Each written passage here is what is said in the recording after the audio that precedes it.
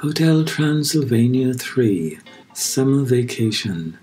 All aboard! Welcome to the Bermuda Triangle, where monsters embark on the cruise of a lifetime. Everyone's favorite monsters are back, and this time they're funnier than ever. Join Dracula, Mavis, Johnny, Dennis, Frankenstein, Wayne the Werewolf, Murray the Mummy, Invisible Man Griffin, and more for a spectacular monster vacation that's sure to be a good time. Find out what happens on this exciting cruise adventure in this hilarious monster comedy. Chapter 1. In 1897, the Transylvania Express barreled down the train tracks at top speed. Passengers dressed up for the journey. Riding a fine train like this one was a privilege. It was a beautiful day for travel. The conductor walked down the aisle, calling out the next stop, Budapest, Budapest. The next stop, Budapest. He stopped as he approached 5 very strange-looking old ladies. They were all dressed in oversized overcoats and had their heads covered, so that the only skin that showed was their hands. The train conductor was used to odd-looking passengers. "Tickets, ladies?" he asked casually. The women all handed over their tickets to get punched by the conductor. "Here you go," a high-pitched voice said. It was coming from a giant woman whose hand was blue and covered with stitches. "Here's mine," said the next woman, whose head was pale and had long nails. "And mine," said another, whose hand was covered in fur. "Mine too," said the next, whose hand was stubby and covered in bandages. "Here you go," said the last one, whose tickets came from a gloved hand, but the wrist was invisible. The conductor either didn't notice or didn't care. Thank you, young man," said the woman with the pale skin and long nails.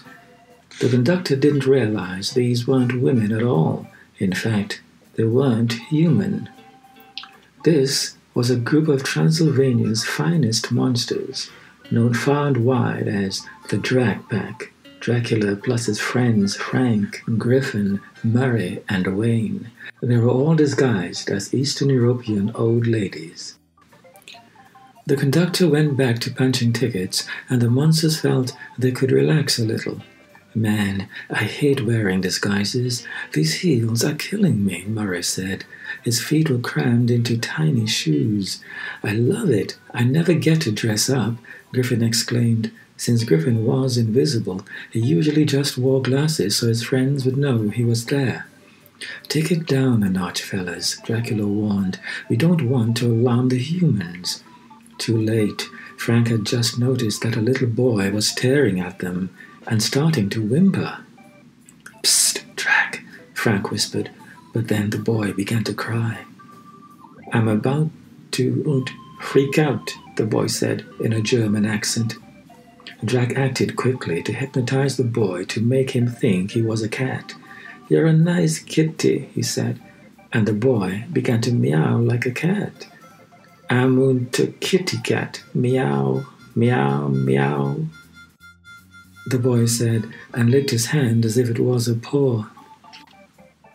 Suddenly, the doors in the back of the train burst open. Abraham Van Helsing, carrying an impressively large device, stepped in. The passengers gasped. Dracula sighed. "Oh no, not this clown again."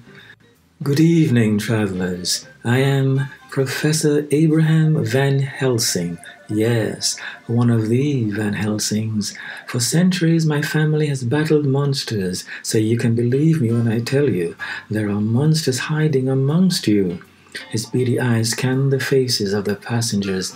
"But fear not, I am a professional, and I know how to flush out these beasts and bring them into the light. Aha!" Van Helsing cackled and took out a box of matches from his jacket.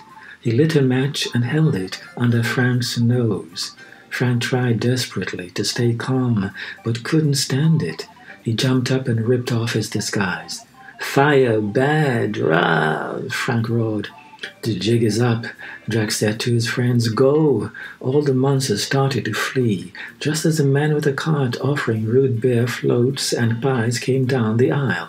"Root beer floats, floats and pies," he said, oblivious to what was happening until he was almost trampled by the gang. Pies and floats went flying. In a fit of fury, Van Helsing tried to blast the monsters. The Drac Pack climbed onto the top of the train and ran. Van Helsing climbed up too, and they just barely dodged the blasts. As they jumped from one train car to the next, Van Helsing followed. When they got to the end of the train, Drac looked at his friends and then back at Van Helsing.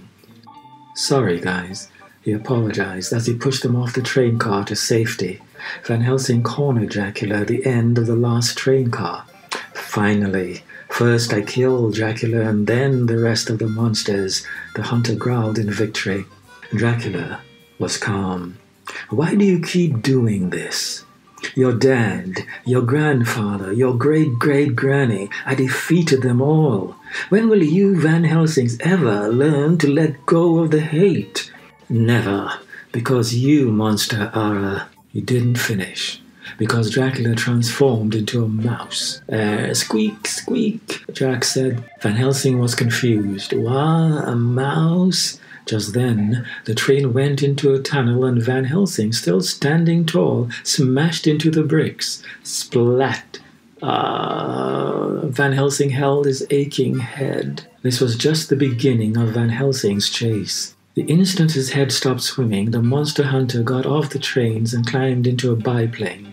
He chased a bat as it swooped through the air. It was Drac. "You can't run from me, Prince of Darkness. I will hunt you for all eternity," Van Helsing shouted when Drac dove to the right, and Van Helsing's plane kept going straight, slamming into the side of a mountain. "Ow!" Next, Drac turned into a wolf and ran through the street. This time, Van Helsing chased him in a 1920s-style car. "I swear I will never rest until I destroy you," Van Helsing said, but he didn't get a chance to finish his sentence. Dracula disappeared in front of a brick wall, and Van Helsing's car crashed with a splat. "Oof," Van Helsing whimpered. Van Helsing refused to give up the chase. This time, the vampire simply appeared as himself, standing on the edge of a cliff. "And," Van Helsing said, trying to tell Drac his message as he stalked closer and closer. The cliff crumbled. Dracula levitated in midair, and Van Helsing fell. Splat. In a cave, Dracula was in bat form. Van Helsing had his blaster pointed directly at the vampire's head. Van Helsing began to say the rest of the message, but he was cut short again. A stalactite fell from the ceiling of the cave. "Ooh," he said as he watched it drop straight toward him. Splat. The next time, Van Helsing cornered Drac. All he could say was, "Other," before a giant metal gate came crashing onto him. Van Helsing tried again. "Monster," he blurted out seconds before a giant spiky wrecking ball slammed into his face. Van Helsing tried standing in front of another wall. "If it's the last thing," he yelled out as quickly as possible. Then a wooden cart slammed him into the wall. He tried before a large battering ram crashed into his face. "Ever," he said as a rock smacked his head. "Do," Van Helsing yelled as he fell from the top of a large cliff. And Dracula watched as Van Helsing landed in the ocean. When he bubbled to the surface, spitting and gasping for air, Dracula asked, "The last thing you ever what?" "Sorry, I didn't hear that last part." Chapter 2. Present Day. All of that, from the need for disguises to being chased by Van Helsing, seemed like ancient history now that Drac had built Hotel Transylvania. It was a hotel where monsters could be safe from the outside world and from people like Van Helsing. Tonight, there was a wedding at the hotel. Zombie Beethoven, Zombie Mozart, and Zombie Bach had been playing lovely music for guests in the courtyard, waiting for the bride to walk down the aisle. Drac noticed that the groom, a spiky monster named Carl, was sweating. Drac followed Carl's eyes down the aisle to where the bride should have been. Then Drac began sweating too. The Drac pack were among the guests, and Wayne had brought his wolf pups. He was carrying them in multiple baby carriers, and they were starting to get fussy. Shh, shh, he hushed them. When is this thing starting? He asked. At that, the wolf pups started to cry. Oh, you made them cry, Wayne, Frank teased. Oh, except this little one. Coochie, coochie, coochie, he said, smiling at the smallest and cutest of the bunch. That's Sunny, Wayne said. She doesn't cry. Frank leaned in and tickled Sunny's chin. She bit his finger. She bites, Wayne added a little late. Up at the altar, where the wedding ceremony was about to begin, Drac spoke to the groom. This is a very special moment, Carl, Drac said. Any second your beautiful bride is going to walk right down the aisle. They stared at the doors. The doors didn't open. Carl gulped. Oh no, Drac, she's not coming, he replied, still sweating from nerves. Drac was calm. Don't worry, Mavis is with her, and I'm sure she has everything under control. Drac turned and discreetly spoke into his headset, whispering, Mavis, is everything under control? Upstairs in the bridal suite, Mavis was the wedding coordinator. She also had a headset. Yep. Just a slight case of pre-wedding jitters, she told her dad. Lucy was a spiky monster like Carl, and she was shaking so hard the spikes shot out of her as she cried.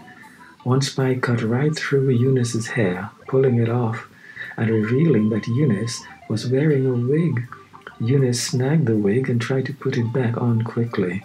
Another spike punctured a can of hairspray, that then flew around the room, and another went through the rope that held up the chandelier, sending it crashing to the ground. Drac heard all of this commotion over his headset. Yep, everything is fine here, Mavis lied to her dad. She turned her attention to the bride. Please, try to relax, Lucy.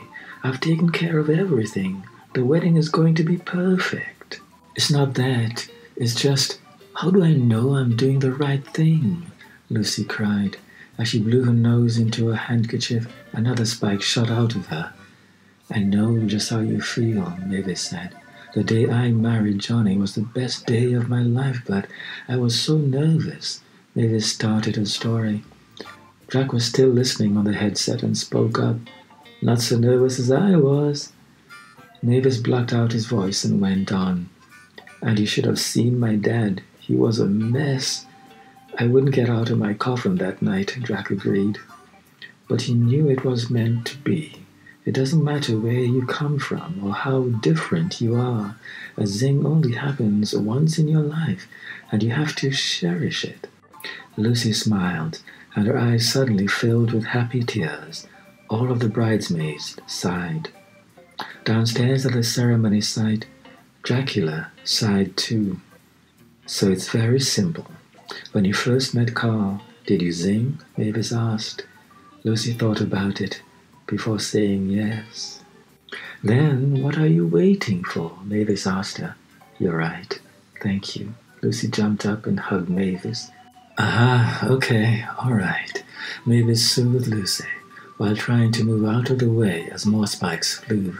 A few minutes later, Lucy and Carl were standing at the altar. Blobby greeted the bride and groom. He was leading the ceremony and asked them the important question. Blub, blub, blub, blub, blub, blub. Blobby asked Carl. I do, Carl said, looking tenderly at Lucy. Blub, blub, blub, blub, blub, blub, blub. Blobby asked Lucy. I do, said Lucy.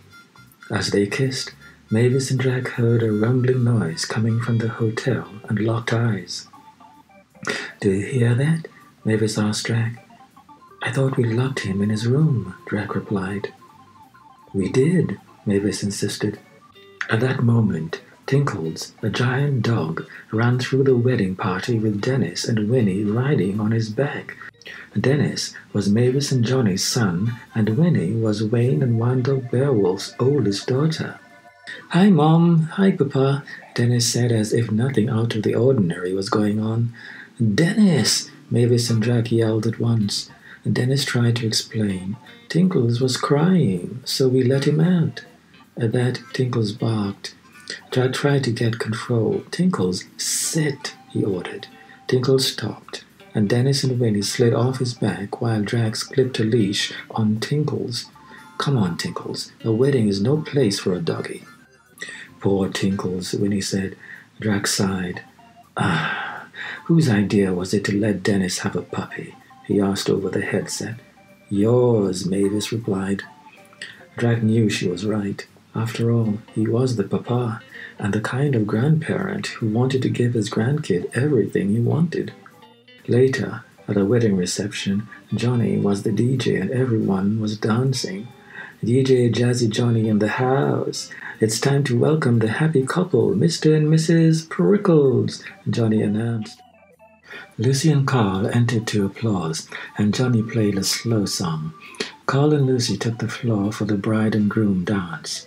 "The bride and groom invite everyone to join them on the dance floor," Johnny said. The monster couples all joined in. Wayne grabbed Wanda to try to dance, even though they were both carrying wolf pups in baby carriers. But every time they got close, the wolf pups began fighting, so instead of dancing, they just held hands from a distance. Meanwhile, Drac looked at all the couples dancing and sighed, sad that he had no one to dance with. Just then, a graceful hand tapped him on the shoulder, and a smooth voice asked, "Care to dance?" Drac turned to find a beautiful Frankenstein woman standing there in an elegant dress. Frank, Murray, and Griffin, the invisible men, were hiding behind Bigfoot's giant ankle, watching to see what Drac would do. "Yes, good evening," Drac said, not realizing that his friends were up to something. "Is that her?" Wayne whispered to the others. "Ooh, watch out now. She's got stitches in all the right places," Murray said, staring. Griffin looked at the woman and then at Frank. "Okay, there's no way that is related to you, Frank," Griffin said. "They seem to have so little in common." "Well, she's my right arm's cousin," Frank replied. They watched as Drac held out his hand politely, and the woman took it with a huge, strong, manly arm, and then dipped Drac backward. Hey, oh, Drac said, surprised. "Ah, I see it now," Griffin said, looking from Frank's arm to the woman's and noticing a similarity. It was clear that Dracula was uncomfortable. Are you here for the bride or the groom?" Dracula asked. The woman gave Dracula a long, hard look, then smiled. "I'm here for you." Drac didn't understand. "Excuse me?" "Frank sent me. We're arm cousins twice removed." The woman stroked Drac's face with a stitched-up hand, twirled him, and then dipped him. Drac's eyes widened. "Of course, I'd recognize that bicep anywhere." "Didn't he tell you? He thought since we're both single we might hit it off. Maybe go on a date," the woman suggested. Drac got very nervous. "A date?" He laughed awkwardly. Then he used his paws to zap Johnny's DJ booth and change the music to something fast-paced to get him out of the romantic moment. It worked. "I love this song," Frank's cousin Ginger said.